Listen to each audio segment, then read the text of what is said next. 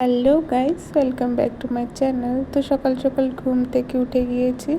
উঠে মাত্র জানলা খুলতে দেখো একটা ছাদে একটা কিউট হোয়াইট কালার ক্যাট ঘুমিয়ে আছে। কি কিউট লাগছে না? আর তার পাশে কিছু চড়ুই পাখিও দেখা যাচ্ছে। তো সকাল সকাল উঠে এখন মুখ ধুয়ে পড়তে বসেছি, কারণ এক্সাম আছে আজ।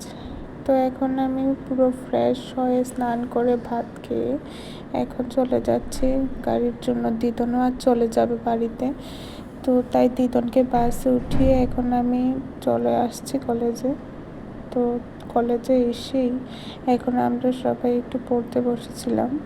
তো পড়ার ফাঁকে কিছু ক্লিপস নিয়েছি, এখন যাব ফাইনাল এক্সাম দিতে। তো আমাদের এক্সাম শেষ ফাইনালি। তো আজকে এক্সাম দিয়ে আমিও 5:16 যে ট্রেনটা আছে সাবরুমের, ওই ট্রেনেই আমি বাড়ি চলে যাব। তো এখন আমরা যাচ্ছি রুমে। রুম থেকে গিয়ে ভাত টাত খাবো, তারপর ব্যাগপত্র সব নিয়ে আসবো স্টেশনে। আজকের এক্সামও খুব ভালো হয়েছে। আজকে ছিল EDS 2, এটা ছিল 35 মার্কসের, আর অন্যগুলো তো 70-তে হয়। তো কথা বলতে বলতে চলে এসেছি, এখন যাব রুমে।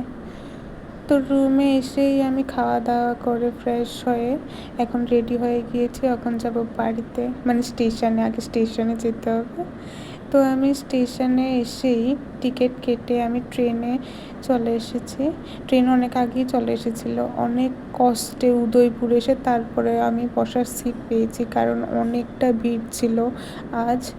তো যাই হোক, উদয়পুর এসে যেহেতু পেয়েছি, সেটাও অনেক ভাগ্যের ব্যাপার সিট পাওয়াটা, কারণ এত ভিড় ছিল আজ।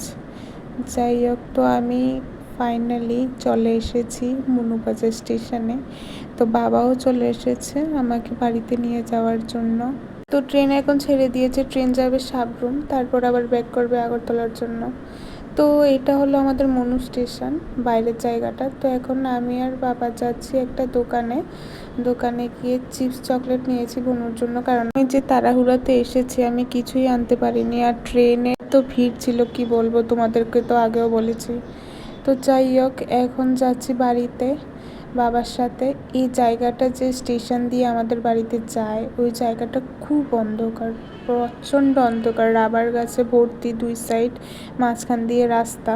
তো কথা বলতে বলতে এখন চলে এসেছি বাড়িতে এসেই বাবা হর্ন দেওয়া স্টার্ট করলো মা আর ভনুকে তাড়াতাড়ি বেরোয়ার জন্য। আমি ঘরে ঢোকার আগেই দেখি জুলি চলে এসেছে বাবার বাইকের আওয়াজ শুনে।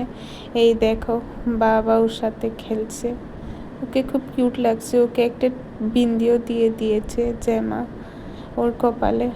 এই দেখো কি কিউট আমাদের জুলি। আর ভুনু আর মা ওয়েট করছিল আমি কখন আসবো।